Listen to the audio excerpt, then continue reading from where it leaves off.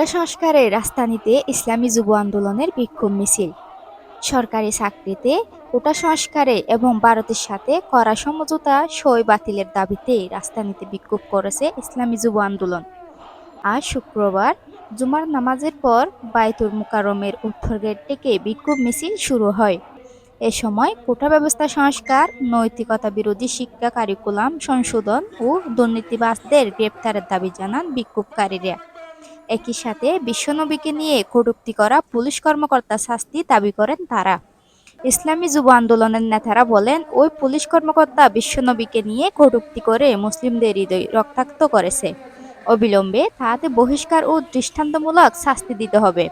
সংগঠনটির বক্তারা আরও বলেন, জনগণের মতের বিরুদ্ধে গিয়ে ভারতকে রেল ট্রানজিট দিয়েছেন সরকার। এর মাধ্যমে দেশের সার্বভৌমত্ব সংকটে পড়ার শঙ্কা রয়েছে। অবিলম্বে রেল ট্রানজিট বাতিল করে ভারতের সাথে তিস্তাসহ অমীমাংসিত সমস্যা সমাধানের আহ্বান জানান তারা।